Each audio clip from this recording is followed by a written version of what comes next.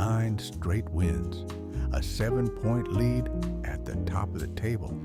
Arsenal are on scorching form. Once known for dazzling attacks and a fragile defense, their identity now centers on discipline and resilience. With only 3 goals conceded in the Premier League so far, they are on pace to challenge a legendary record, the 15 goals let in by Jose Mourinho's 2004-2005 Chelsea side. Mikel Arteta has forged this formidable shield with William Saliba and Gabriel Magalhães. But what truly makes them the impenetrable duo? Welcome to the Tactical Lounge. Let's break it down. Let's start with William Saliba. If you want to see what the perfect modern center back looks like, here he is. At just 24 years old, Saliba is already considered one of the best defenders on the planet. His impact goes beyond the stats. But the numbers tell an incredible story too. Everything he does comes down to 3 things: anticipation, recovery pace, and technical brilliance. He reads danger 2 steps ahead, snuffing out passes before they become problems and positioning himself perfectly to intercept through balls. And his recovery speed? Elite. No striker escapes when Saliba is chasing, and he covers behind Gabriel beautifully when his partner steps up. With the ball at his feet, Saliba becomes a playmaker. Over 94% pass accuracy means he can launch attacks with the same confidence he defends with. His long passing is among the sharpest in the Premier League, delivering those defense-splitting balls that turn a clearance into a counterattack in seconds. When it comes to defending one-on-one, Saliba is nearly unbeatable.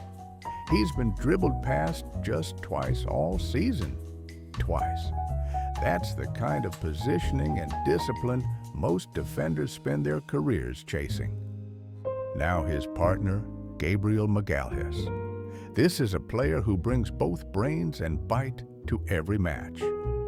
This season alone, he has 11 shot blocks, which ranks in the 97th percentile.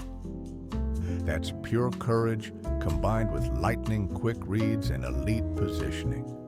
In aerial duels, Gabriel dominates, ranking in the 89th percentile and making life miserable for every forward he faces. But here's what sets Gabriel apart: his goal threat. Set-piece coach Nicolas Jover has turned Arsenal's corners into tactical masterpieces. They use complex decoy runs to create chaos in the box, dragging defenders away and shattering their shape. But through all that confusion, one thing becomes clear: Gabriel is often the real target. By the time the ball is delivered, he's found the space, and his aerial mastery does the rest. What really makes this partnership special is how they think as one. The way they cover for each other is seamless. Remember Manchester United's opener against Liverpool? Van Dijk goes up for the header, gets caught too high, Bruno wins the second ball, and suddenly Liverpool's back line is wide open. One through ball later, it's a goal. That doesn't happen with Arsenal. If Gabriel commits to that header, Saliba is already sliding across to cut off the passing lane. At the same time, Gabriel is sprinting back centrally to block any potential cutback. We saw the exact same situations against Fulham, but nothing came of them. That's what elite understanding looks like. Saliba and Gabriel are on the path to entering conversations with legendary duos like Ferdinand and Vidic, with Piqué and Puyol. The trophies will decide if they join that legendary tier. And this partnership sits at the center of a system built to handle anything. For a long time, Arsenal used a 4-4-2 press, but opponents found a way to exploit it. They would use a back three to create a numerical advantage against Arsenal's two forwards. At the same time, they would position a player higher up the pitch to draw one of the center backs out of position, exposing dangerous space behind. We saw this exact problem in last season's Champions League semi-final against Paris Saint-Germain. It was one of the only times we've seen Saliba and Gabriel lose control of their decision-making. But Arteta has adjusted. This season, it's not always a 4-4-2 press anymore. When opponents play with three center backs, Arsenal now switch to a 4-3-3 shape. This gives them an extra man to match up, forcing the opponent to go long instead of playing through the lines. The real frustration for opponents comes when Arsenal sit deep. They form this narrow 4-4-2 that locks down everything centrally. The fullbacks tuck inside, squeezing the space between themselves and the center backs into this compact wall. This forces opponents into a choice. If you want to attack, you'll have to go wide. But here's where it gets interesting. When the ball does go wide, the fullback doesn't get dragged out of position like you'd expect. Instead, a winger drops back from higher up the pitch to deal with it.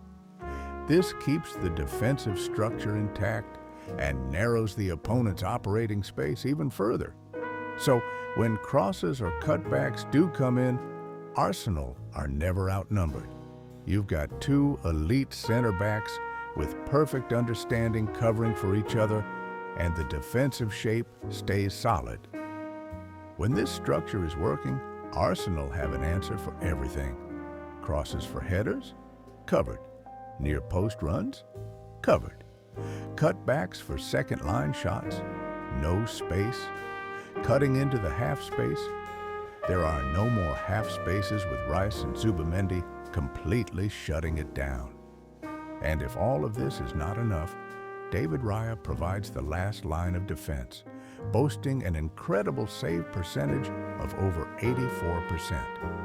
It all adds up to a team that also holds the lowest expected goals against in the league, at just 0.64 per game. It's so scary that in their last three matches across all competitions, opponents managed just one shot on target total. Teams used to target weak spots like Zinchenko's defending when he would tuck inside, exploiting the space left behind. But that weakness doesn't exist anymore. The systematic coverage has erased it completely.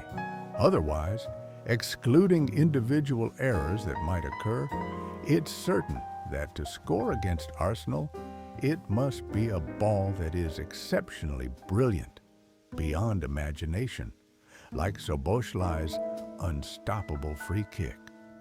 What Arteta's built here is both cutting edge and classic. This shift towards pragmatism isn't just an Arsenal trend, it's something we're seeing in Pep Guardiola's systems as well. Of course, defense alone doesn't win titles. But when you step onto the pitch with this kind of advantage built in, it creates a belief that goes far beyond any single result. Maybe, just maybe, this is the season Arsenal fans have been waiting for. Unlike most Netflix series, we're all hoping this one actually gets the ending it deserves. And with that, our session in the Tactical Lounge comes to a close. See you next time.